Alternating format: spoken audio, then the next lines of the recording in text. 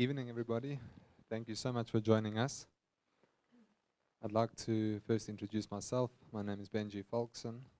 I'm extremely new on the political scene, about 2 weeks. Yeah, I'll talk a bit more about that in a second. Let me introduce our guests this evening. Thank you for joining us to Nobuntu Hlazo-Webster, co-founder and deputy leader of BuildOneSA. We have at the far end Michael Beaumont, national chairperson of ActionSA, and who needs no introduction, our beloved ward councillor Daniel Schay, and member of the DA. He's got a very long title, which was difficult for me to remember, but he's very active and we very much appreciate everything that he's doing for us. So why did I organize this event? And why 2 weeks ago did I just wake up and decide it was time to get involved in politics? And the answer is the following. I'm guilty. I'm guilty of, in the past, paying bribes to police officers. I'm guilty of hearing the chief rabbi attack the ANC and questioning whether what he was doing was right or wrong, thinking, wow, how is that going to be for the Jewish community? I'm guilty of greasing the system to try and get things done, of which I'll elaborate in a second. But I'm also guilty of investing and trying to build, or building a theatre booking list and application for the Helen Joseph Hospital, which we implemented for 2 years and were unable to take it any further into the general Gauteng Department of Health, because we just had no channels to work our way up to get it to help the people. A theatre booking list that would prioritize patients. And now that system is out of the hospital.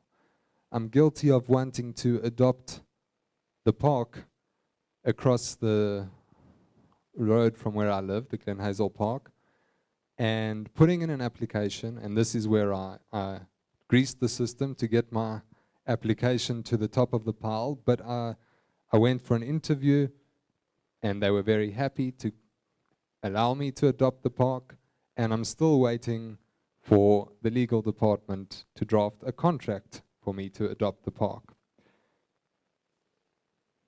And therefore I've realized that time is up. The system doesn't work. You can't work with a system that is corrupt at its core, no matter what people say. Some people may have succeeded to some degree, but that success is short-lived. It's not real, it's not essential, and it's not going to be sustainable for our country. I'd like to ask everyone here on the stage with me to introduce themselves and give us a bit of motivation, a story from their past, perhaps why they got into politics, why they are doing what they're doing for our dear country. And then after that, we'll see how the evening progresses in terms of what can we do to actually make a difference. So without further ado, I'd like to start with Nobuntu. I suspected it might be a ladies first kind of situation. That doesn't always work in your favor. Can we go a little louder? Is that possible? Sure, no, absolutely. Can you hear me better now? I think they've turned it up. So, good evening, and thank you so much for having us. I think this is a really, really important conversation. Thank you also for starting it so honestly, because it helps us and it gives us the space to do the same. So I'm incredibly inspired by you bringing together this community to have this conversation, because I think there's a lot of other communities that should be doing the same thing around the country, around the province, especially now because it's election season. So congratulations to you for that, and thank you. As I've been introduced, my name is Nobuntu, and I'm with BuildOneSA. We founded the party with Musi Maimane in September of 2022. And the reason why I, with a background having been in business leadership, a background having been in community activism and participation, got into politics was because at some point I realized nobody's coming to save us. You know, I think when you're younger, you have the sense, and I remember growing up as a kid, I always had the sense that, you know, when my dad's around, everything's fine. You know, no matter what's wrong, something can break. Even if burglars came in, as soon as my dad comes, everything's gonna be fine. And it's all sorted, he's gonna come and save us. The reality is that I remember just when the conversation started around Jacob Zuma might run for presidency. And my dad knew everything to me. And I remember saying to my dad, well, this is crazy. The guy has all these cases. How is this going to happen? What is going to happen? And I remember my dad saying that's never going to happen. Like the ANC won't allow it. Mandela was alive at the time. It's not going to happen. Like it actually can't. The system won't allow it because, as you say, there's all these cases, etc. But the ANC wouldn't allow it either because, I mean, this person is clearly a criminal. We all know how that story ended. And I tell that story to say, well, my dad, who in my mind knew everything, and whom after he said that I had a little bit of relief, and I mean, I had a political history, I was like, oh, okay, well, we'll be fine. What's wrong? And that happened. And so following a life and a journey where I've been in business, like I say, I've been in community participation, doing what I thought was my part in contributing to the country, I got to a place where I realized nobody is coming to save us. There is no savior. And so I, as a citizen and as a leader in society, have got to put up my hand and say, how do we collectively take back our power as citizens, take back our power as South Africans, and start to do what we can to build and to save this country. And so even when we started what we started as a political party, we started it with that in mind. It's how we've set it up. It's how our model is. Everything we've done has been around how do we, as communities, as South Africans, start to take back our power and start to determine what the future looks like for this country, start to determine who the leaders are, and to choose the kind of leaders that we want to see reflecting our values, reflecting our hopes, reflecting the vision that we have for this country. How do we do that? So that is my story. It is a story of realizing that really there isn't anybody to save us, but the people that can save us is us as communities. And we actually have the power to. All we've got to do now is to take that power back. Thank you very much, Nobuntu. I'd like to jump over to Michael, guest in the area. Please take it away. All right. Well, good evening, and thank you very much for the initiative. Greetings to our panelists here, and lovely to be with you here this evening. My name is Michael Beaumont. I'm the co-founder and national chairperson of ActionSA. And I think to be quite brief, because I think it's so important for us to get into the issues. And I always think people must be so tired of hearing politicians talking about themselves. But, you know, from our point of view, we went through a hell of a time, Herman and myself, in the city of Johannesburg. Herman was the mayor for those 3 years between 2016 and 2019. I was his chief of staff in the city of Johannesburg. There were 3 years where I think the city experienced progress and growth and relative stability, despite a very difficult minority coalition government. And for reasons that aren't important, because I really grow weary of talking about other political parties other than my own.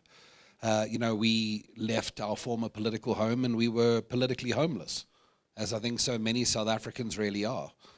And we went through a bit of a experience, and you know, we were inundated, particularly Herman, with views that we need to do something for all those other people who felt that way. And I remember I was quite fed up. I'd spent 12 years in that political party, and I was, you feel a bit damaged when you walk away. And I remember the discussion with Herman. We were on a flight back from somewhere, and the discussion was, and I said, Herman, I've had enough. And he immediately turned around and says, but have you done enough? And that was I thought I had, but it turns out when you examine that question, you haven't, and you can never have done enough for your country when you have 44% unemployment, the 5th highest violent crime rate in the world, continuous load shedding, the most unequal society.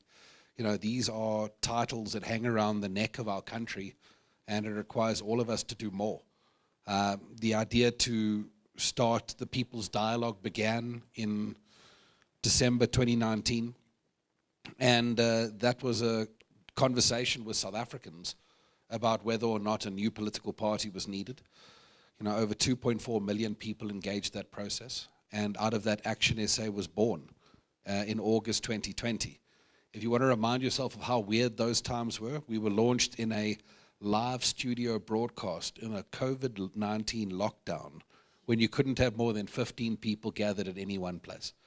So that's how weird things were. I think chickens and open-toed shoes were also not allowed, incidentally. So it was a very strange time. But ActionSA has emerged from those times. We've contested our first local government elections. We contested 6 municipalities out of 278. And despite that, became the 6th largest party in South Africa. We will be contesting all 9 provinces across the length and breadth of this country. We've been building structures on the ground for 3 years, because contrary to popular belief, elections aren't won on social media. They're won on the ground, in communities and on doorsteps. We're very proud of the team of people we've assembled, and I think there's going to be a lot of people with a huge amount of embarrassment and a huge amount of shock with what happens in these elections. But this is the change election, and I always say to people, because it's so easy to fall into a mood of despair for so many reasons. You can throw a rock and hit a reason to be despaired. But the reality is there has never been a greater prospect for change in democratic South Africa than this election. And if you need anything to hold on to that. Thank you very much. That is so true, and I think that realizing that was one of the reasons that I kind of woke up and jumped on the opportunity, knowing that Jacob Zuma had reappeared on the political scene and is actually taking away votes from the ANC, made me think, wait a second, they're falling apart. Maybe this is the time that change could happen. For sure. And can I say on a light-hearted note, you can tell Benji's new to politics because he spent the first few minutes of his remarks saying he was guilty to a whole bunch of things. No politician would ever do that. Thank you. So the reason why I actually said all of those remarks is because I actually want to speak about an important topic before I come to you, Daniel, which is that who I am today is not who I was then. And I think that it's very important, as I've been speaking to people, a theme has come up, or a saying that all politics is personal politics. This is what I've heard from some people. And I think that narrative cannot be the narrative of this election, because we need to put the people first. We need to put the country first. Whatever happened in the past, if a person has done time, if a person has done something wrong in the past, that is actually irrelevant. In the Torah, we have a beautiful principle called tshuva, which is returning. Sometimes it's translated as repentance, but really it means returning to God, returning to source. And every human being can return to source and correct their ways. So we need to stop judging based on the past. So I purposefully mentioned that, and focus on the present and focus forward on the future that we can build. As I was chatting to one of my employees this week about the upcoming elections, and he said straight to me, he's about the same age as me, and he said, well, our whole lives we've been with the ANC, it's 30 years, it's not about us anymore, it's about our children. And the truth is that it is about our children and the future that we can create for them. And we need to only look forward, not backwards. So again, without further ado, Daniel. Thank you. So I'm pretty sure most of you know who I am. I'm Daniel Schay, ward councillor for this area, so welcome if you're from outside the area. And I'm also the DA Shadow MMC for Development Planning in the city of Joburg. I've got to tell you, my whole life has been very community orientated. I was thinking about the other day, I've been sitting on a committee relating to the community continuously since I was 14 years old. I'm now 35. So for 20 years I've been involved in community work, but my professional background is civil engineering. That was what I thought was going to be my contribution to South Africa, was development and growth through civil engineering. And a couple of years ago, I was in the CBD. I got called to a building in town that the basement was flooding. And I looked at the building, I went outside, I checked out the pavements, checked out everything. And the realization wasn't that there was anything wrong with the building. The realization was that the stormwater system in the city of Joburg has failed. And I could tell you about the geology of the CBD and why it was affecting the basements, but someone mentioned he has trouble sleeping, and he will be guaranteed to sleep if I start talking about geology.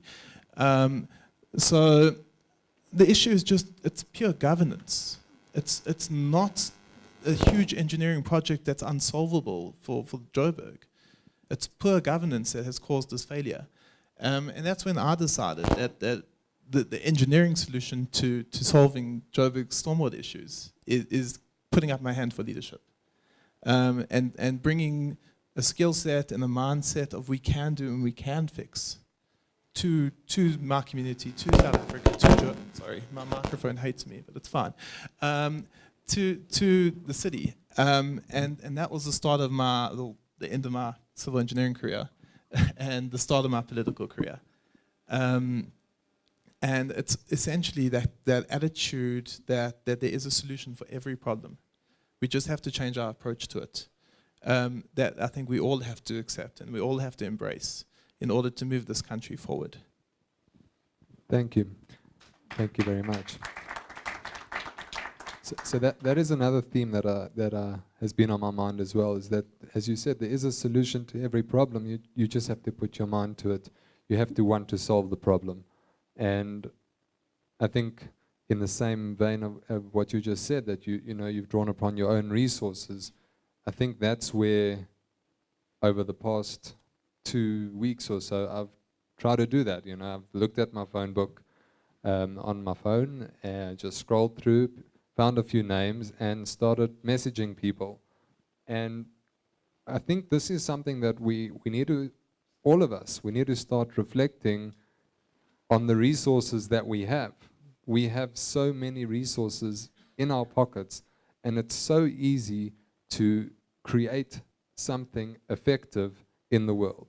I want to give a quick example of that, of what we managed to achieve in a very short time.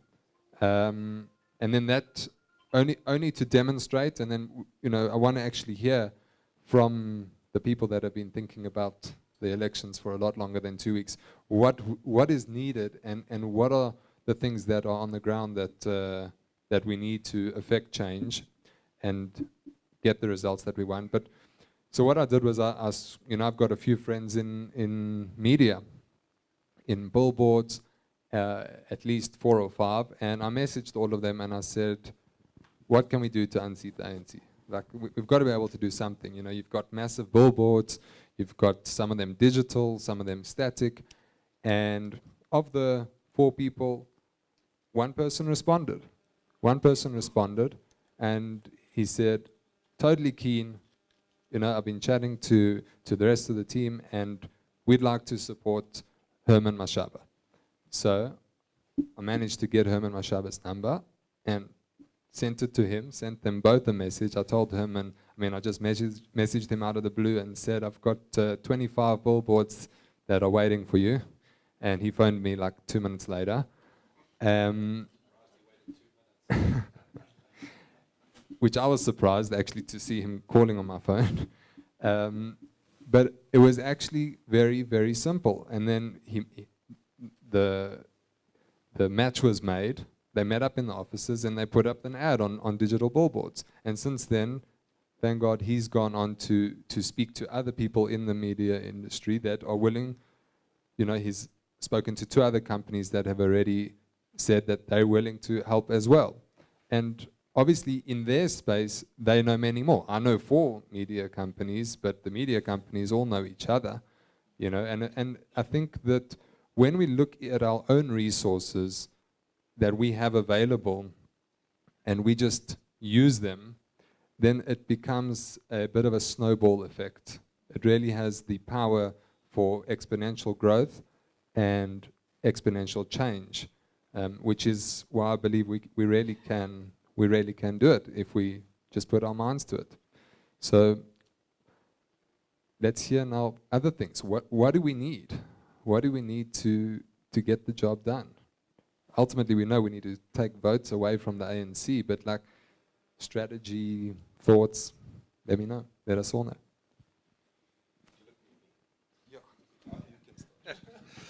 So I think one of the most important points that we need to start off with is you can't fix South Africa in the opposition benches.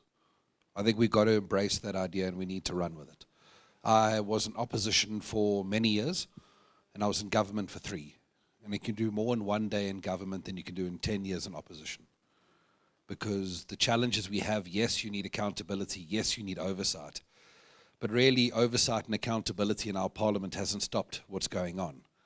Because we've had a single party dominant system, and that system has bred corruption and arrogance and impunity, and that's why we have what we have today. So from an ActionSA standpoint, we are completely unapologetic when we say that the ANC needs to be in the opposition benches of South Africa for South Africa to succeed. And Herman often puts it in an interesting way. He says, South Africa and the ANC cannot live together in mutual prosperity. For one to succeed, the other one must fall. And from our point of view, we are unequivocal about that. And that is why, as a political party, we've come together with other political parties, including the one immediately to my right, Daniel. It's good to be on a friendship argument for a change. Normally we're arguing with each other, but from our point of view, it was necessary not because we necessarily like these parties or they like us. I think the kind of politics we've had of buddy-buddy politics has not served South Africa very well at all. But actually the kind of politics that says coalitions are the future of South Africa and we need to come together to show people that we can work together. The experience in coalition hasn't always been good. And that is why these political parties, despite their differences, which are many, I reiterate, now have a program of events where we co-present what we agree about and how we fix the economy, how we fight crime, how we're going to get healthcare right, and the list goes on. Because ultimately, South Africans need to see that we can work for their benefit. And I think that's something that we need to get desperately right. From an ActionSA standpoint, we think we bring a lot to that debate. We win a lot of support from the ANC. We always have. To give you an example, in that 2021 election where we contested, we won 22% of the vote of Soweto, which has never happened before. There are more voters in Soweto than the Northern Cape, to give you an example. And from that standpoint, winning support from the ANC is a huge part of the equation. But I think the good thing that we are seeing is that the reason the ANC is falling so far below in the tracking polls, and the reason we can believe this is the change election, is that so many South Africans came out to register. We have a record voters roll now of 27.7 million people. A lot of them young people who came out. A lot of those young people are looking for something new. They aren't going to vote for a political party that's failed them for 30 years, either in government or in opposition. They're going to be voting for new political parties. And from our standpoint, we need to offer that political home, because you must never forget the reason why you still have a majority of South Africans who are not voting in a country with 44% unemployment and all the problems that we have. It's not because South Africans are disengaged or they like unemployment. It's because there has not been someone that they feel they can connect with. And that is why it's so important that we provide those opportunities for people to connect, and we can win on the change side of the aisle, because as we often say to people, this election is a referendum on change.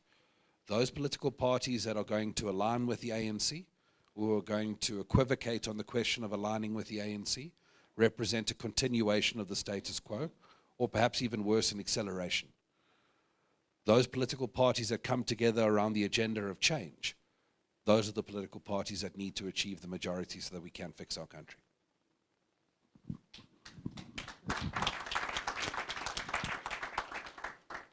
So that was brilliantly said. So I think how do we get those votes though? I mean, it sounds like you're saying just the fact that you've presented the option as, there's an alternative here, which hopefully people will connect to, and you're in their face, it seems. You want to know how the sausage is made, huh? I want to get very practical. Okay, sure. So, I mean, there's no question that as the adage goes, votes are won between elections and not during. And there's a reason for that adage because, when you rock up on the doorstep of a voter on the eve of an election for the first time, they say, you're only here for my vote. When you go and build structures on the ground that communicate and drive issues that matter to those people between elections, that's how you build trust over a long period of time. So from an ActionSA standpoint, we've been working to build those structures. We are now operating in all 9 provinces, 52 districts, 8 metros, and we have branches now launched in 55% of the 4,400 wards of South Africa, including the rural and urban and black and white and Indian, you name it, ActionSA is launching structures. And the reason we're doing that is you've got to have people who can deliver your message on the ground to the voters. It's not going to happen via osmosis. The idea that people watch a SABC TV ad at prime time now and somehow absorb your message is gone. The marketing environment is fragmented and fractured into a million pieces. Sorry if that was me.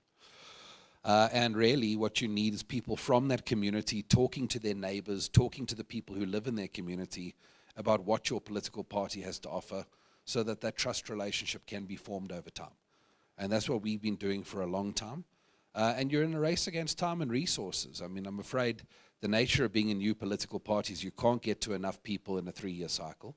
And really what you're trying to do is maximize the amount of people you do get to in those 3 years in a race against time and money. Thank you for those insights. Sure. I mean, I absolutely agree with Michael on the need for collaboration, on the need for political parties to work together. What we've done as BuildOneSA is that we're working with a number of new parties, and we've come together to work together with those parties, and these are mostly provincial parties that would only then have representation in the province. And I mean, it helps us in the sense that, it helps them in the sense that we're able to then bring whatever issues that they have that they want at a national level, because we're contesting nationally as well, and in all 9 provinces. But it also means that we have the nitty-gritty of what's happening in provinces through those parties that we're working with in those provinces. So that is one of the ways that I think collaboration, the approach, one of the approaches that we've taken for collaboration, and that I think collaboration, it is me. And then the second is through coalitions. And one of the things we've been clear about as BuildOneSA is that this is going to be a coalition government. It needs to be. One-party dominance has delivered state capture. It's delivered corruption. And actually, when you look at our structure and we look at the model that we have in our democracy, it is well set up for multi-party governance. It is set up in that way for a multi-party system. And so we need to start to see that. There's been a lot of fear-mongering from the ANC because of what's happened in places like Johannesburg and places like Tshwane when you look at those councils. But I think that in this instance, we really, really have to put South Africans first. We have to put the country first. And political parties and politicians all have to grow up and all have to be adults in the room and make sure that this works. Part of that is starting to have, whether it's, I mean, there are others who've chosen to go into pacts. We know that we're going to have engagements post-elections, but we've started those engagements already now in terms of coalitions. What's very clear is that we have to be part of a coalition government, and we have to make that work. We have to have the maturity, and we have to have the structures and frameworks in place that make it work. Learn from the mistakes that have happened in these councils that have not worked out, and say, what is it that we need to make sure that we have by way of framework, by way of internal legislation, to make sure that coalitions work. That's the first. The second, to speak to the more practical side of it, I mean, most recently, what has been an opportunity has been that of observers. You know, one of the realities that we face is that we have an ANC that does not want to be unseated, and that will not take defeat easily, and that will not play dead right now. Even building up to the elections, they will be doing what they need to do on the day of elections, particularly actually special votes, and on the day of elections, they will be trying to see what they can do to make sure that they are not unseated. So we have to know, and we have to be very aware that these are people who've shown that they're corrupt. We know they're corrupt. We've got all the evidence that we need. So it is not above them. It is not beneath them, my apologies. It is not beneath them to be able to do what they can to rig elections. And so we have to be aware of that. It's a reality that we have to talk about.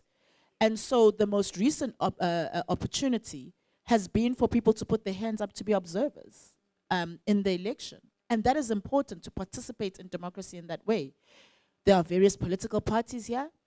There's opportunity to be party agents, to make sure that you are there, not only to just make sure that you are protecting the political party which you represent, but you're protecting the process of democracy that is taking place. I mean, part of what we're talking about, even not only with the parties we're in alliance with, but with other parties as well, is, look, we're not going to be in every single voting station across the country.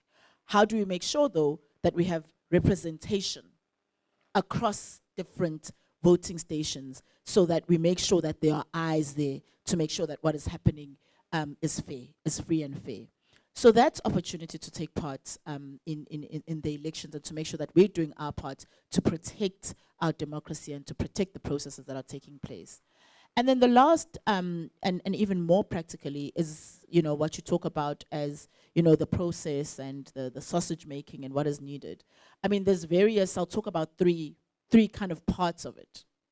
So the first is what we call ground war, which is people who go every day on the ground, delivering the message of your party, delivering the message. And actually we found that part of what we have to be doing on the ground now is voter education, because for some reason the ISC has not done much of that this time around.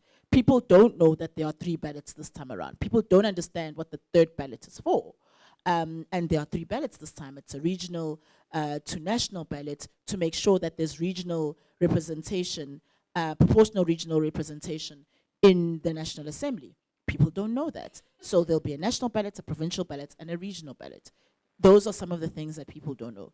But we have what we call BuildOneSA champions, over 1,000 of them across the country, who are every day going and, you know, giving the message of, let's bring change, let's build this country, let's vote, and let's vote for this party. That's what they're doing. And obviously that is something that costs money. You know, and that is something that can be supported in order to happen. So that is the first. A second is that then there's, you know, paraphernalia that you need to get the message out, to get the message going. There's the billboards that you speak of, and there's various other media platforms where the message has to go out. So, you know, you have your radio, your television, commercial radio, community radio, all the different channels of communication that you can think of. And that is important, because that's when you get to reach people in mass, you know, and you've got to do both. You've got to do the ground, and you've got to do what we call the air war, which is the media. And then the third for us is we have called ourselves, or we framed a term, which we call a government in working. It's something that I'm particularly passionate about, and I championed from the time that we started the party. Call ourselves a government in working, because as you go out into communities, as you meet with communities, there are very glaring and real challenges that communities face. And so what you have to do is you actually have to respond in some way, in some shape or form, to those realities that communities are facing. So we've been doing that since we launched, also because communities are tired of promises. So when you come, they want to know, what are you actually going to do now? Even if you're not in government, what are you going to do now? And so we partner with communities, we engage with communities and say, so what can we do together? And then we have various organizations, various companies that we partner with in starting to meet the needs of communities. And that is useful because it shows what you can do with the little resource you have. It shows that when you talk about collaboration, you actually can collaborate. You can collaborate with civil society, you can collaborate with private sector, which is actually what we need to be doing, even post the elections in government. So that is one way that is also a practical way. It's in contributing to that, contributing to engaging and addressing the issues that are in communities practically. Part of what we've done is boreholes in some communities, water tanks, we've resourced some ECDs, we've helped some schools put in inverters and resource schools. And that helps because even post-elections, we know that in our campaign, we've made some difference in communities. And while we've been campaigning, we haven't only just been campaigning, we've also actually been meeting the needs of communities.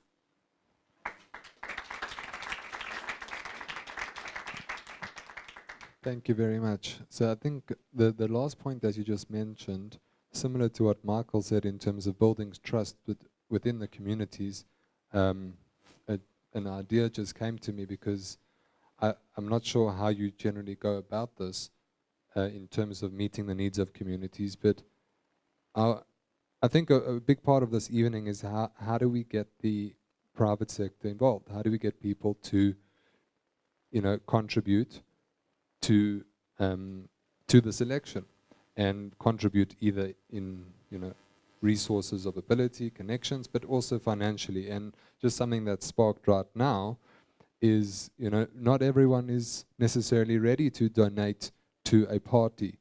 But what if we, right here, we could launch this together, had a wish list of a list of things, of communities that you want to target, that we, this community needs a borehole, this community needs an upgrade, and approach the private sector to sponsor that, link to your party, but, publicize it. Make I don't know how you currently do it, but maybe there's things we can do in the last stretch to deliver between the private sector, between big corporates, companies, even small businesses or medium-sized businesses that want to make a difference to the community, and also want to make a difference to the political party that they want to see in power.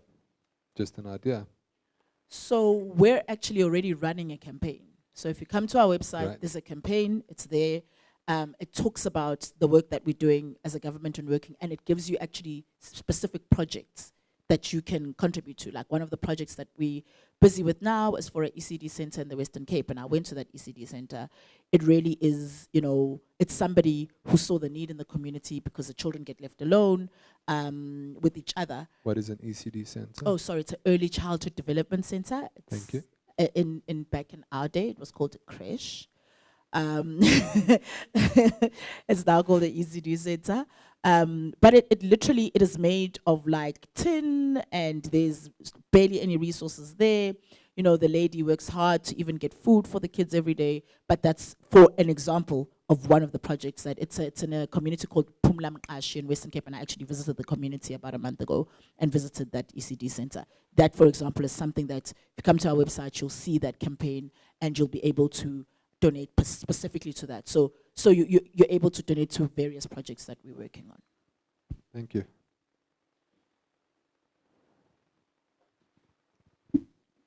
I think what a lot of us can do, because I honestly believe corporate South Africa it lacks the kahunas to actually stand up to the ANC. Your small to medium enterprises are all very happy to jump on board and to contribute and donate, but your big corporates are a lot of them helped shape the legislation that has empowered the ANC, if we're going to be brutally honest. So I don't see big corporates getting on board, but the people in this room have the power to change the people that they buy their services from in order to push them to work. So if everyone wants to write a letter, we're seeing, fortunately in Discovery, we're seeing them turning on the NHR. They're finally making a stand and saying things, but it's taken them since the beginning of NHR years ago. But if we all start writing letters to the service providers that we utilize on a daily basis and saying, I want you to take a stand on this field that affects your business, we can see them coming up. And you challenge them as an individual. I don't see Michael challenging a big corporate as ActionSA, but any one of you in this room can challenge them as an individual, say, why aren't you supporting X, Y, and Z? Because I think individuals are far more powerful than political parties in this regard.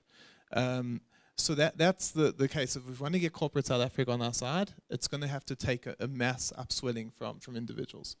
But in terms of what we can do as individuals as well, and Michael touched on it a little bit at the beginning, hope. Hope is the #1 driver in this country. Despondent people don't change things. So we all need to understand the position we're in, and that we do have hope and the ability to change this country. And the moment we start speaking from a position of hope, we influence others around us. And you all, and thank God in our community, we've got the Shabbos table, right? We're all talking every week. But every time you get into an Uber in South Africa, what's the #1 topic? It's politics. So if you're coming from a position of hope, and you have the hope in a party or the movement or whatever that we can change this country, that starts snowballing, because hope is contagious. And I think we can on a grassroots level spread hope through every home in the country, just through the way we speak. I mean, I don't know how many of you are watching Chasing the Sun. I don't know if you've got time. There we go. See, we're all doing it. We're all addicts. But Rassi talks about body language, and we mirror them through our body language. Our body language is our hope, is the way we talk about the future of South Africa.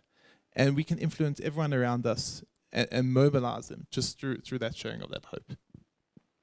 Oh, that's a beautiful message, really. Hope is what keeps us all going, keeps us alive.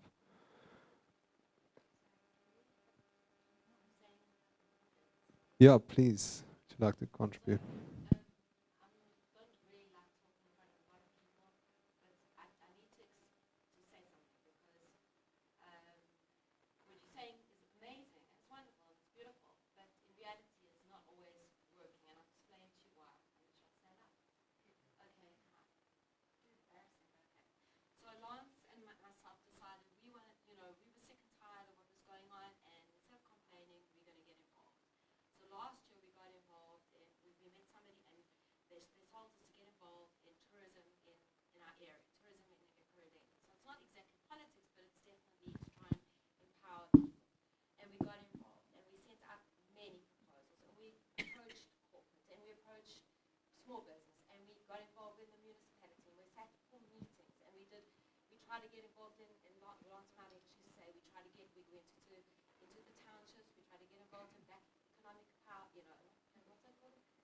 Townships of economy, and I can't even tell you how many hours we spent on proposals and documents and literally wasted our resources and not getting paid. We had meetings with ministers, we had meetings with supposedly important people, and they came to the meeting, and that was exactly where it ended. We had no follow-through. And it's not like we didn't hope. We tried, we really tried, and most people said to us, we were mad. Why are we trying to do this? Because we want to be here and we're going to effect change. And we were trying to do it from a non-political point. We weren't representing DA or ActionSA or whatever the case is. And we really seriously hit a brick wall. Seriously a brick wall. I don't even know how many meetings Lawrence must have had with corporates. Nothing. You know, we had meetings with the economy. What's it? The people? The economy, funding. Township for the economy. No, we must come, and we see companies and everything. Nothing. We got no response. So hope, yes, it's wonderful, but when you don't get kind of hours of this kind of response, meetings, televised, everything, nothing for a year. How do you have hope? It's frustrating. So then what you do is you think to yourself, okay, well now we need to think about corporates, not the. Do you understand where I'm coming from? It's just like. That's what I love what you're saying. I mean, we went to hear the Premier Lesotho. We went to these meetings. We went to all of them. And everybody says beautiful stuff. But in reality, when you're actually on the ground roots as a person trying to actually affect change, not as a political person, you are hitting roads. I mean, totally brick walls. Yeah, so I think I can completely empathize with your experience. This is what I mentioned earlier when we invested time and money with this theatre booking system for elective surgeries. If I tell you, we met with the head of surgery, well, he gave us the go-ahead to try and build this, and people told us, you're wasting your time, right? You don't want government to be paying you.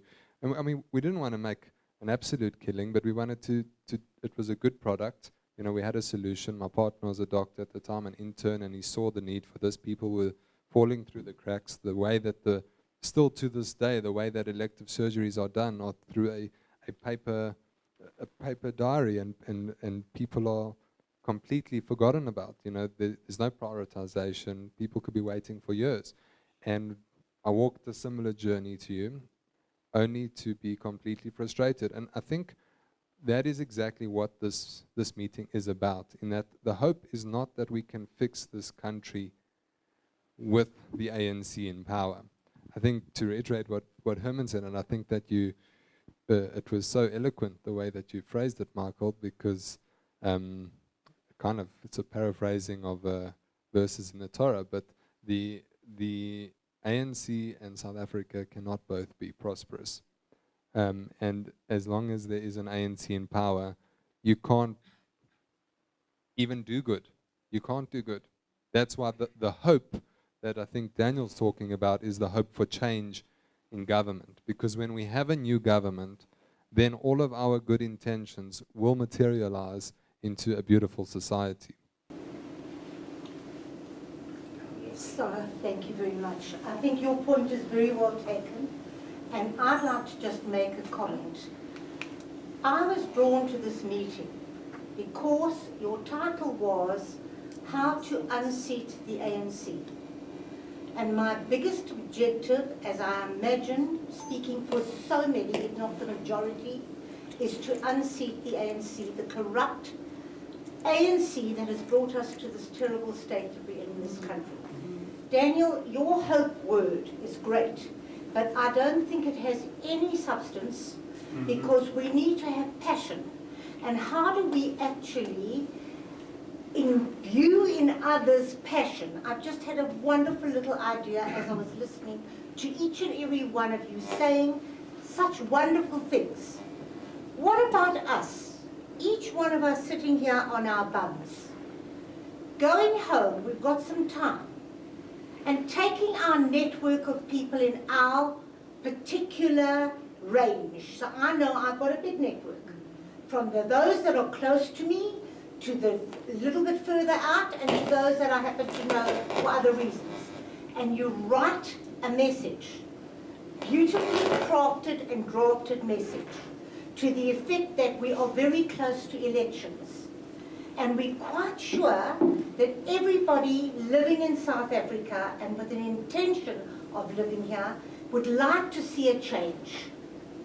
If you do, why don't you consider doing something for a party that is antithesis to the ANC? And this is now where we come in, where I'm concerned about the demographics of all this. You guys are sitting there representing different parties. I now come to the ballot, okay? I need to know, for the background of this WhatsApp that I'm going to send to each one of the people in my group, I want to know, who do I vote for and put the cross on in the little box in order to unseat the ANC? Do I put it down for Action South Africa? Do I do it for BuildOneSA? Do I do it for whoever? Or is it generally just the DA? I don't know how to go about it. So therefore, I have to somehow have commitment and knowledge, proper knowledge, on how to actually see to it that when each of those people in my WhatsApp collection go to the polls, they are going to put a cross that has got as its main theme unseating the ANC. Once the ANC is unseated, because of numbers and seats in government and parliament, that's when we can take control and work with all the substance that we're looking for. But at the moment, look how sparse this audience is. Everybody should be here in their droves. Look at that, how many seats are available. People should be here waiting to unseat the ANC. It's very weak, so how do we do it? We do it on the ground. We do it in the simplistic, infantile way. We do it literally, you know what, tiny, small, little steps, then you climb the mountain. And I think I know what I'm going to do. I'm seriously going to go into my WhatsApps and I'm going to draft something very nice. The only thing I don't know what to put in is, that's where you've got to help me, is I'm going to make them passionate about changing this government from ANC to whoever. Now, whoever, okay, is what I'm worried about. Can I take that? And firstly, I mean, I think you deserve a round of applause, by the way. Because, you know, I think what you're saying is amazing. And, you know, it really does require every person to appreciate their agency. And I want to tell you something that's going to hopefully give you a little bit of comfort, to say you aren't alone in your passion and your belief. And I want to tell you, and I'm sure these parties will share the same experience, when we go on the ground in what you would call formerly ANC stronghold communities, things have changed 100%. There was a time in this country where it was very hard to campaign in those communities. It's now hard for the ANC to campaign in those communities. And when we are on the ground in those places, and I'm sure my colleagues will back me up, people who would never have come to us before are coming to us in droves. And it's happening more and more and more. And like anything in life, you know, it gets to a critical mass kind of thing where the floor is falling out from under the ANC support. The ANC is in serious trouble. The ANC will lose its majority nationally. The question of whether they'll get 40% is now the question. They have lost their majority in this province, in places like KwaZulu-Natal. In 2021, this province, the ANC fell to 35% in the last election. So there is enormous opportunity for change here. But you raise an important point, and it's a point that I think we need to be very clear about, because there's an expression that we've come to use with some political parties. We say they like to run with the foxes and hunt with the hounds. So political parties that will go around in an election and they'll campaign for change. They'll say they're against cadre deployment, they're against corruption, they're against maladministration, etc. And then after the election, they'll go and give their votes to the ANC. And we need to call that what it is. It's fraud. If you say you are in favor of change and you solicit the support from South Africans for change, and then you go and give that vote for the continuation of the status quo, that is fraud. And there are a lot of political parties that have done it in South Africa. And I want to put this down on the table in front of all of you here. From an ActionSA standpoint, we fundamentally say we will never, underscore never, in bold letters, ever vote to keep ANC in government. And we say that because we believe most fundamentally you cannot partner with the problem to fix the problem.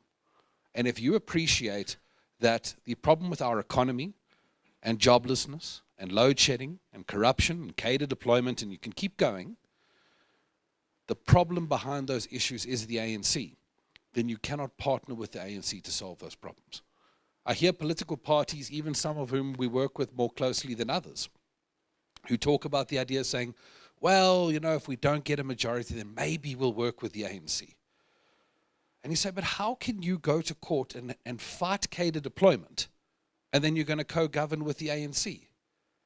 How could you possibly beat cadre deployment in partnership with the party that has sponsored that policy? And the one thing I would encourage every voter to do, whatever political party you're considering to vote for, make them answer that question 100%. Are there any circumstances in which you will take my vote and you will use it to prolong ANC government in my life? If the answer is anything other than an unequivocal no, don't vote for that party. I would absolutely support what Michael's saying. I think it's about choosing a party that resonates with you, that resonates with, whose policies resonate with what you want to see in South Africa, and then making sure that they are a party that is committed to unseating the ANC, period. We're at a place now where it has to be about that.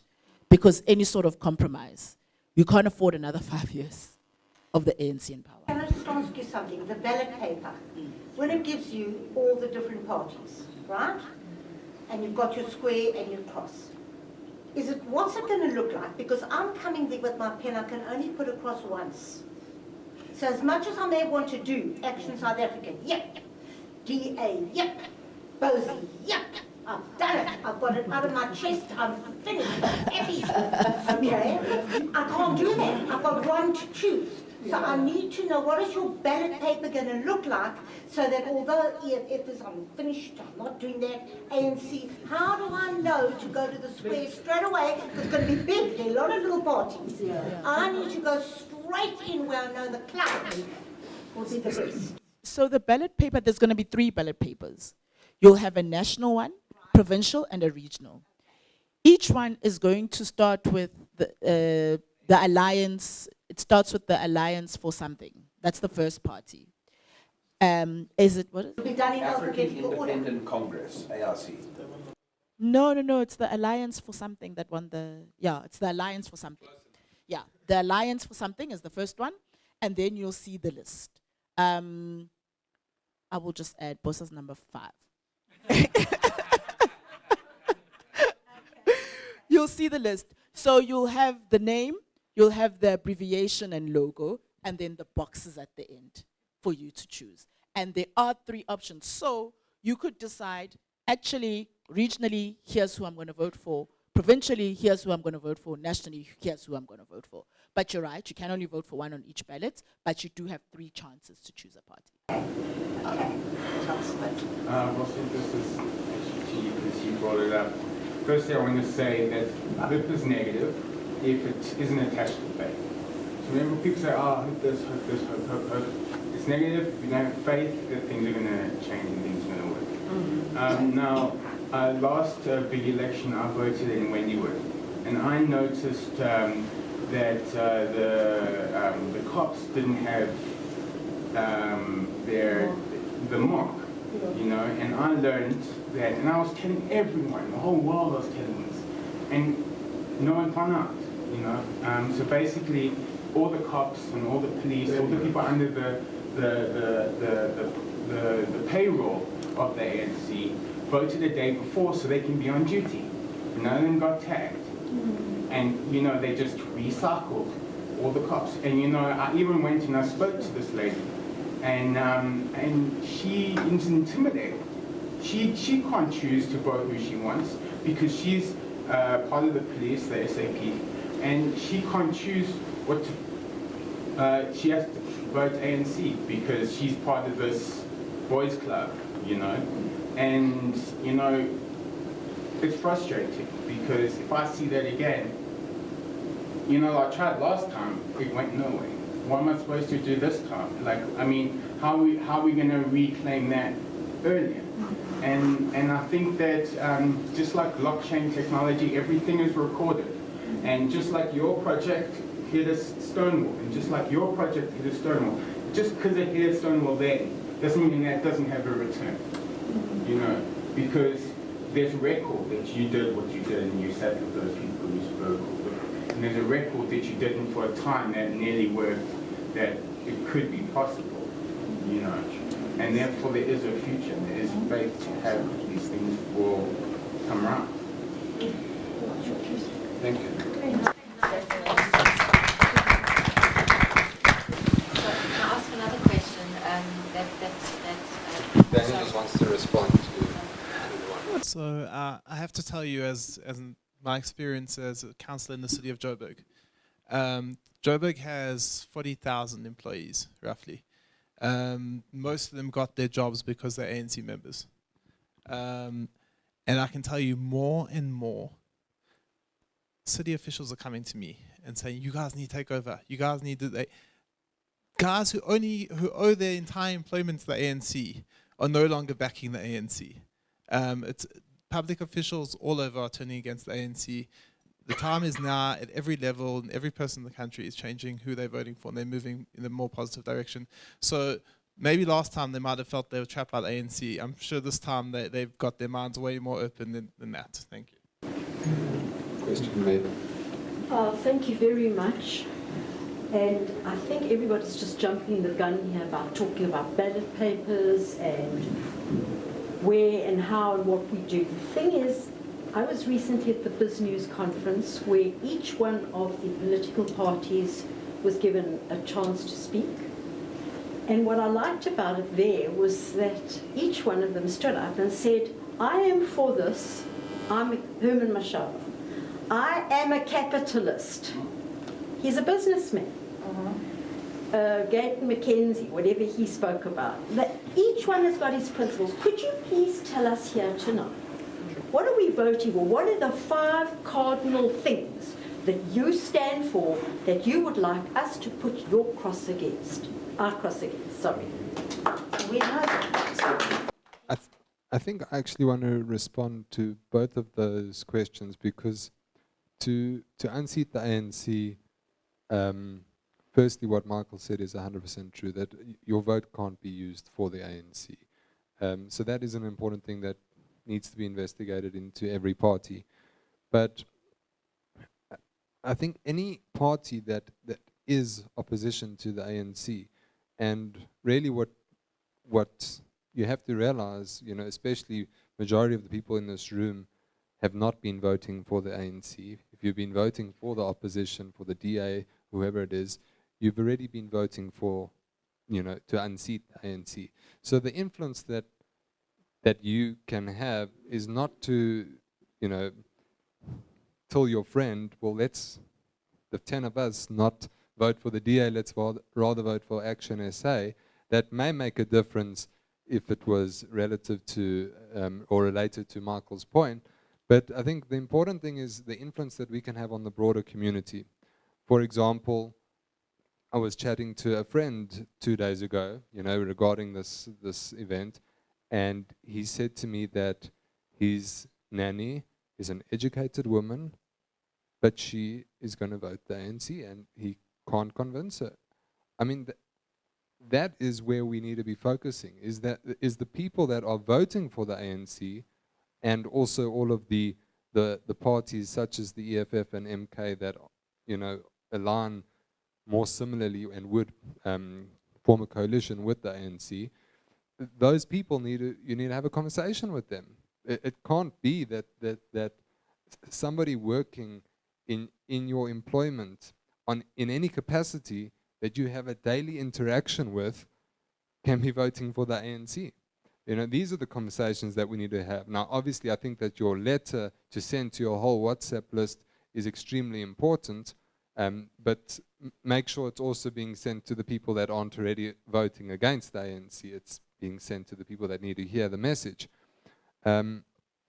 Another point that I want to make, it's something that I heard in speaking to various people in the build-up as well, is the idea of voter apathy, that people aren't interested in voting. You know, you've got to get them to believe that their vote makes a difference, and then you've got to now go into the discussion of, you know, who should I vote for, which is the question that you're asking. You know, where should I put that cross? And I think there's one strategy which to me seems quite simple, is that maybe voter apathy is something that can be used in our favor, meaning as follows. If someone has been voting for the ANC and is not sure what to do, well, then tell them not to vote. Quite simply. Why would you vote for the party that for the last 30 years has done nothing? You're not sure who to vote for? Don't vote, but don't give your vote away to the ANC. So I don't know if that's a good strategy or not. I saw a hand shoot up. Could I comment on that point? Yes. You're talking voter suppression, and voter suppression, in my subjective opinion, I'm looking at the polls, the various polls that are out. The lower the poll, the higher the vote for the ANC is going to be. So I don't believe it's voter suppression. If you have an individual, in my opinion, subjectively, and you need to talk to the politicians, I'm not a politician, even though my mouth is open. I think that a spoiled paper is a far better indication to the government of the day, to the ANC, the voters aren't happy. Just my opinion. Let's get a view from the panel. Sounds better. Yeah, please can you hear what they have to say?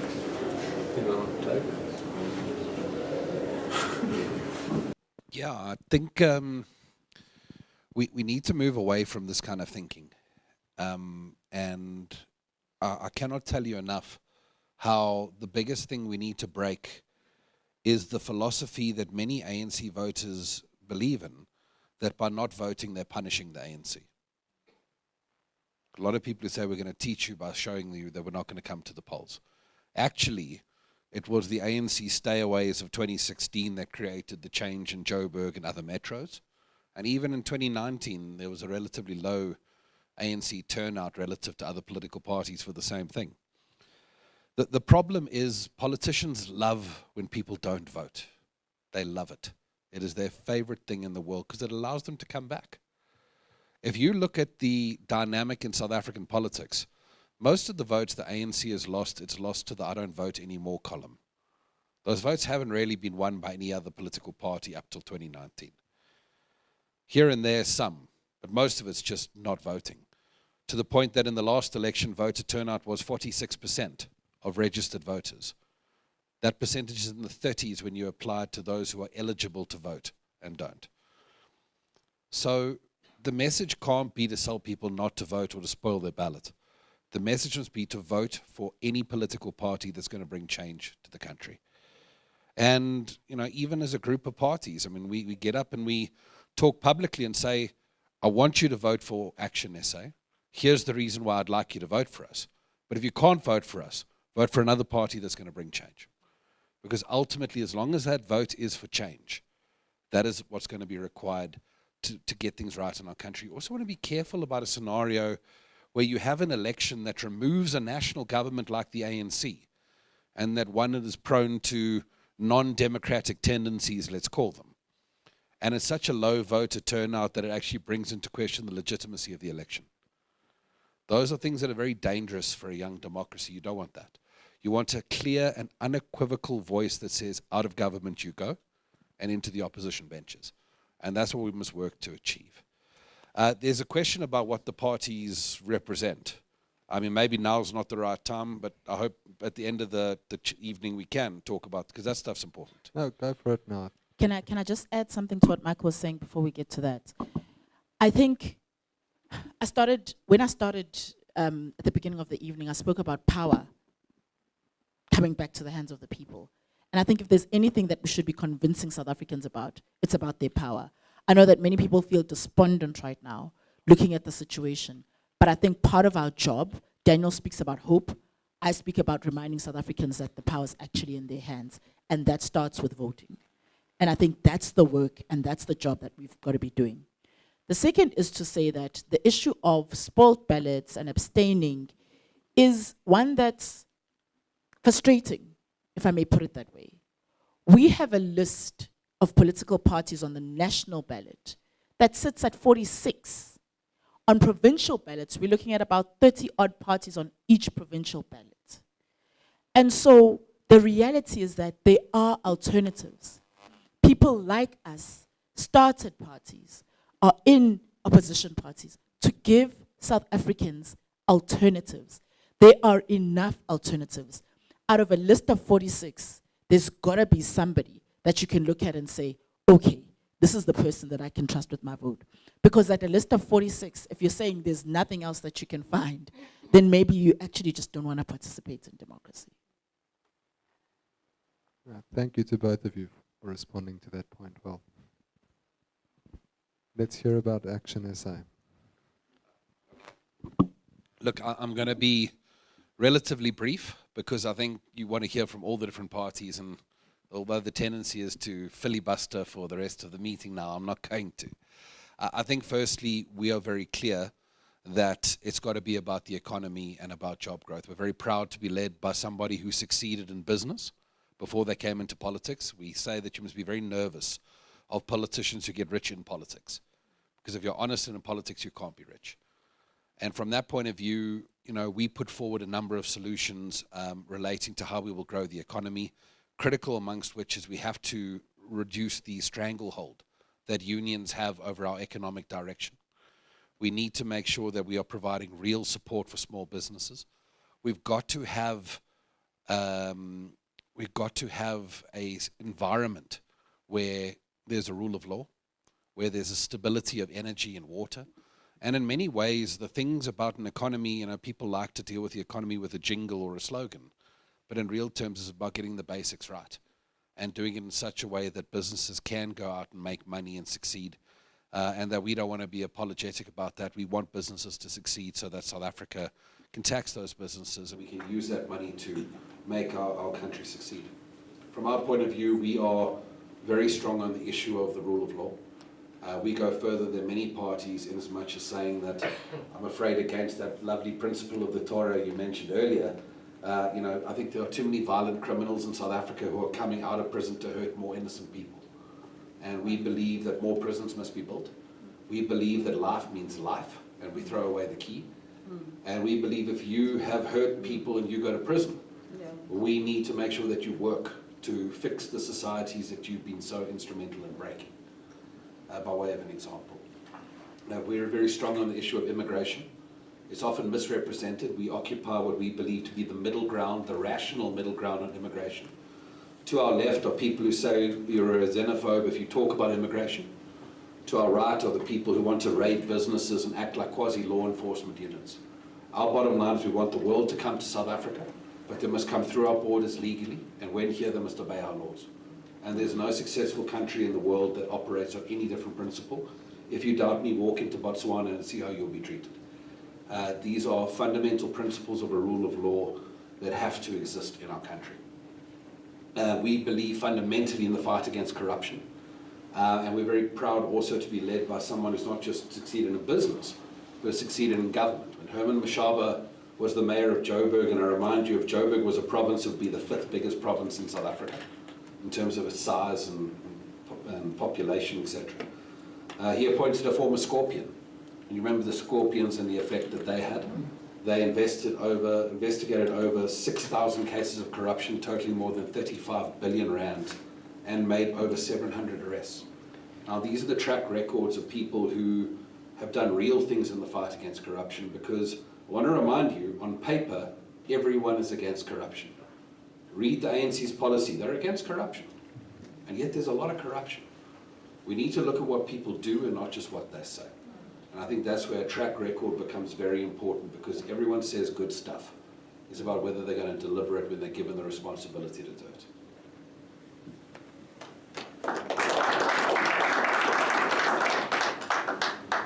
Okay, so most of you have seen what the DA offers in action. You've seen it in the Western Cape, where we govern, where we have the most employment creation in South Africa.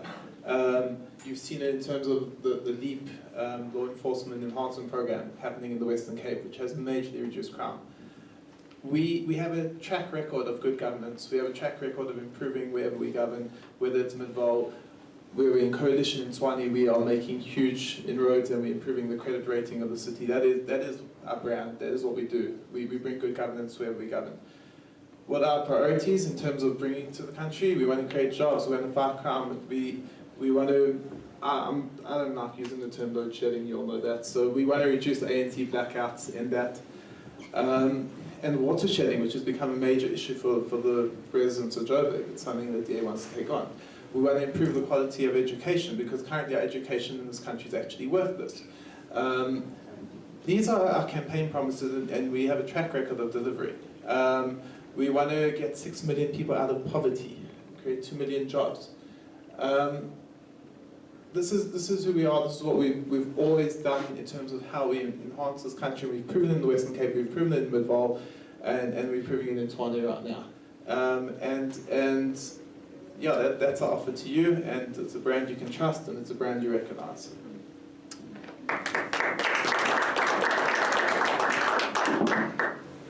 So yeah, I'll try to be brief, and I'll speak to BuildOneSA. Our leader, Musi was at Business News conference and also spoke to what our offering is. So We've called our manifesto the jobs plan because it is focused on creating employment. Everywhere we've been around South Africa, it's been very clear that is the challenge, that is the issue, that is what people say, that is what you see though in communities. It is what academics, analysts, everybody will tell you, is that that's one of the biggest challenges we have in this country. And we have a four-pronged approach in terms of addressing that. The first is education. So really when you look at our education system, when you look at the output of education currently that we have now, it is one of our biggest challenges, and you can't talk about stabilizing an economy, you can't talk about growing an economy when you have an education system whose output is giving you young people who actually can't be absorbed by the workplace and can't be absorbed by the system.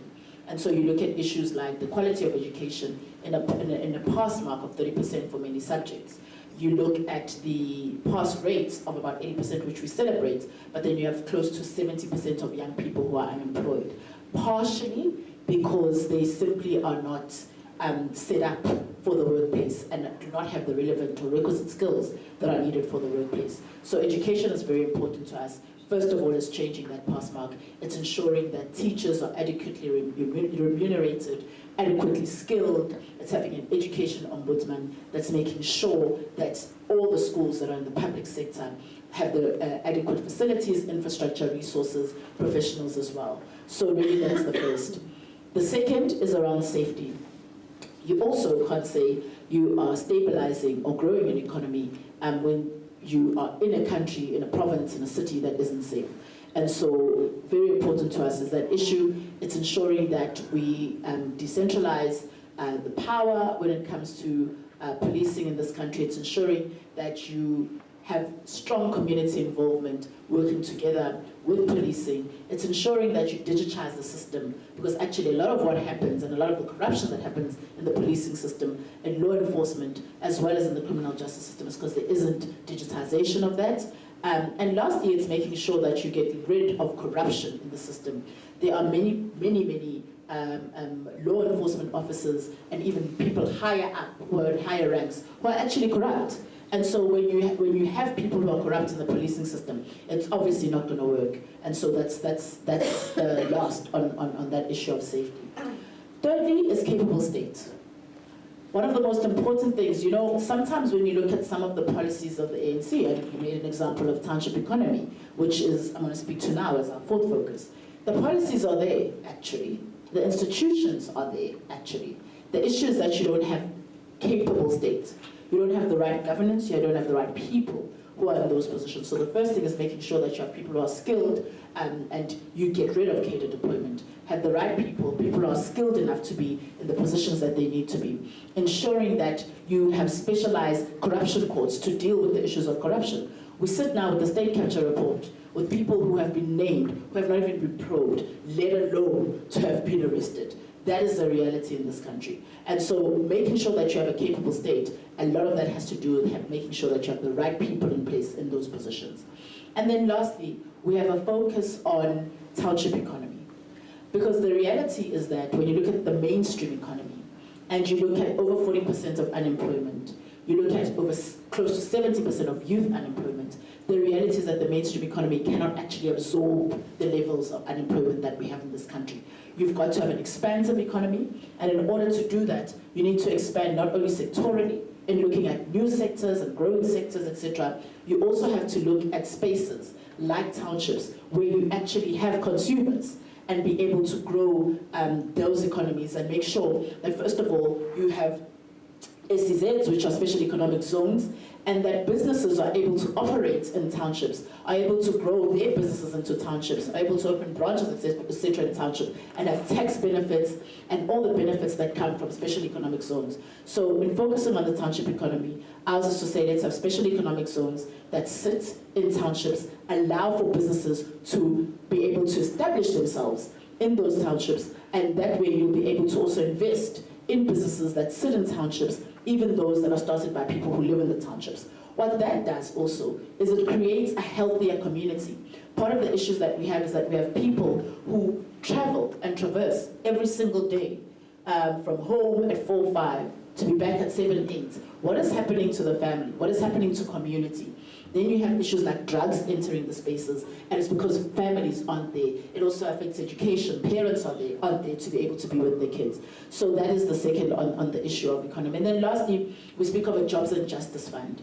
And when you look at all the empowerment funding, whether it's in private, public sector, if you can put all that funding that is for empowerment into being able to be in a Jobs and Justice Fund that would then fund businesses that are in the townships, that would then fund skills. One of the things we speak of is a special certificate from TVET colleges that will allow for young people who are in townships to be funded to be able to get the specialized skills that we need, skills in engineering, skills that are currently in demand now and are needed by the marketplace, so that we're able to make sure that we're solving for that as we develop these sectors and as we build them, we're solving for the skills aspect of that.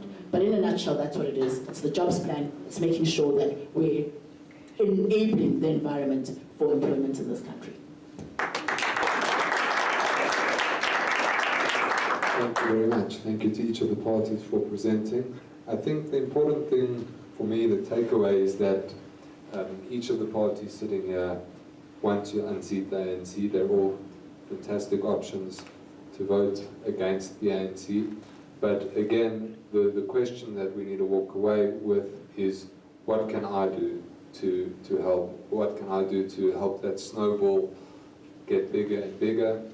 And maybe if we have a few more questions, but then we're going to just have some time where everybody can maybe come and have a meet and greet with the politicians themselves. So a few more questions, thank you. That'll be great. So I think a lot of us that are here and our contacts, if we are close enough, are people that are of the same mind, that are definitely going to vote for you guys with the multi-party. I think one thing that y'all need to look at in unseating the ANC is getting into universities. Like, the EFF and ANC have a super strong hold in universities. When you go on your TikTok, young people are there, they're doing challenges with ANC and that. So I think all of us here are definitely not going to vote for the ANC, but there's a group that is, and you'll need to really get in there and help them, help us, and seat the ANC. The other thing, we went around in Ekurhuleni in the informal settlements, and we're like, okay, so who are you going to vote for? Look at this. People don't get their rubbish collected and stuff. And we're like, who are you going to vote for? Then they were like, Yonaleo, that ANC, the same ANC that we know. Then we're like, but look at what they've done. And they're like, yeah, but they're the only people that come and see us. They're the only people that we know. We don't know BOSA. We don't know DA. We don't know ActionSA. Because we were like, how about these options? And they don't know you guys. I'm not sure where you campaign, but the people who are like low seem to not know you, And I know that social media is great, Instagram, YouTube, and everything. I'm on YouTube, and I try my best to educate people. But I also understand that the people that are voting ANC can't afford data. They are not on YouTube. So they need us to go to them and talk to them. And please, the youth, there's so many, and they believe what Julius Malema says. And through the short time, sorry, I haven't been on YouTube for a while, like it's just been like 7 months. And I'm like, okay, land expropriation, it sounds great, but do you know what happened in Venezuela? Do you know Mao Zedong? Do you know this? And they're like, I didn't know that, So it's also going, instead of just saying, don't vote for these people, but say, do you know that what they've tried, what it has done, and what it will do to you? And just having those conversations in a simple way, I think that can help us unseat the ANC. Thank you. How do you get the people there? So we need to go. Like for example, I work, right? So that day, I took a day off. Right? And I went with my husband. Like, we don't have a lot of money, but like we drove and we went there and we're like, let's see what the people are saying. Let's hear what the issues are. Because we also felt like with our YouTube channel, we're not reaching the people that we need to reach. Right now, we're talking to people on the podcast party. We're like, can we get funding so that we can go there? And, Another thing for the DA, a lot of people say, oh, you don't talk about the DA, you're probably bored by the DA. You talk about their good stuff, but there's that inequality. They only take care of white people and rich people. You'll need to really seriously address that. I don't know if it's true. I need to go there myself and see, so I've not spoken to that. If it's not true, please address it. If it's true, please change it. Thank you. Yeah, that's a very big point. Good point. Excellent. Can I ask a question? I don't know if anybody's in. I've also watched the what was that program? I've been following Franz Grenier and all the political analysts and whatever the case is. And it really does, I mean, obviously all of us in here want change and we're all trying to make change, and obviously unseat the ruling party. However, when you look at the statistics, and I'm no politician and I'm not a statistician, they're saying that even with all the collectives of the opposition, there's not enough opposition to unroot the ANC. And what's happening, I mean, I don't want to be like, I mean, that's the doomsday thing. And I see that Daniel's smiling at me. I'm smiling at Michael. And that is why I would like some kind of feedback, because obviously that's the kind of thing that everybody's saying, okay, we all voting against and whatever, and there's this multi-party coalition, and whether, you know, you've all got the similar kind of ideas. I love the passion and all that, but what about the ANC coalition, the coalition with the MK or the EFF, and you know, you're saying the youth are voting. I live by Huddle Park, and there was a big rally not so long ago with the EFF. How is the coalition government going to actually unseat the ANC? There's not, according to what they say, you know, the say is there enough percentage to actually take over? Okay. I grabbed the microphone, and you could probably tell how agitated I am, because when people start talking about polling in South Africa, I start to get a bit twitchy. Yeah, so were we just reading? No, please do me a favor. Yeah. When it comes to polling in South Africa is heavily discredited. And I want to be very clear about that. The polling industry in South Africa is very much politically influenced. There are individuals who are running polls under so-called independents who are employed by existing political parties. I mean, it's 100% provable. If you put me in front of a court of law, I could prove that. We have newspapers who are publishing polls that are given to them by political parties that are telling South Africans where it's from. We've just won a major case with the press ombudsman on that issue, and a newspaper now has to come out and publicize which party did that poll. So we're starting to actually claw back a little bit of dignity on these things. And then you've got other polling companies like the one that recently was published by ActionSA, which didn't even poll registered voters. I mean, it really is something of a joke. And to talk practically, the polls in 2021 said that ActionSA was going to get 2% in Johannesburg. We got 16. They are wildly off, and they're always going to undercount a new political party. And the reason they undercount a new political party is there are voters, if you phone them today, who won't be voting ActionSA. You phone them tomorrow after we've engaged them, they will. And these polls have been done months ago. And those numbers are changing all the time. So I always say to people, take polls with a bag of salt. So much so that even after communicating that, the South African National Editors Forum released an official communication to all journalists saying you need to be more circumspect about polling in South Africa. Because it actually influences people. There are countries around the world that regulate the polling industry. There are countries where you're not allowed to publish a poll within 2 months of an election because they recognize the influence it can have on people. There are places where you have to have your polling companies register with their equivalent of the IEC, and they have to publish certain information about that poll, including who paid for it.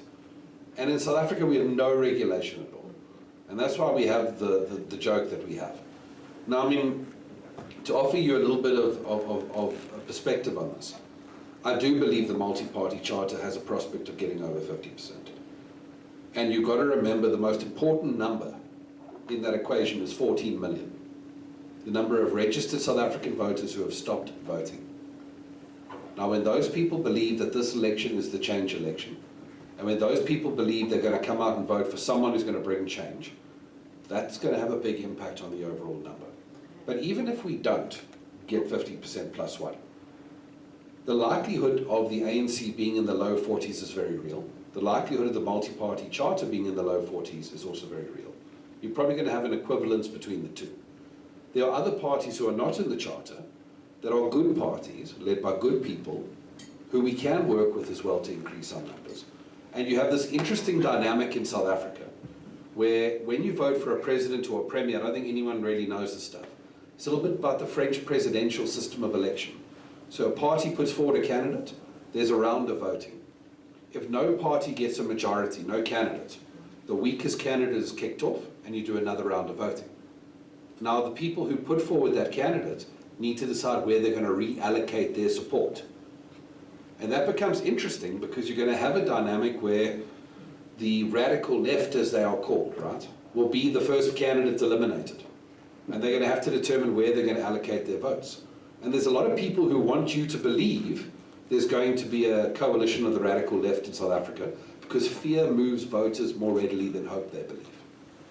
That's why the Rooi Gevaar is a thing that is being driven relentlessly in this election. And actually, I do think there's an equation where the multi-party charter either achieves a majority or a minority government takes hold that has to reach across the aisle on an issue-by-issue basis and achieve consensus. And I think those are positive outcomes that we can believe in and we can work towards. But we mustn't allow parties to make us operate in fear. Any political party that tries to make you scared in determining how you vote, you should really be circumspect about that party.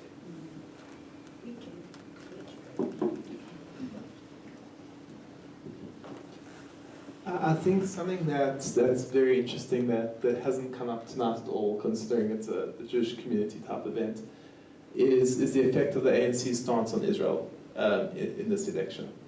80% of South Africans are Christians. 80%. The church is turning against the ANC. And I don't think the polling is taking that into account just yet. And I think we're going to see a huge fright of the ANC at the poll or at the elections from that Christian, the Christian community who are really not happy with the direction the ANC is taking the country, particularly against their own beliefs. So I think that also is going to contribute towards the jump we're going to see. Did you read the article from the Daily Maverick today about the EFF? It was something about the DA. I don't know if you read that. I think we're going to conclude the evening. Some people need to leave, but others are still here to chat. So thank you very much, everyone, for coming. Really appreciate it, and I hope that it was a motivational evening, and hopefully we can go away with something that we can do to unseat the ANC. Thank you, everyone.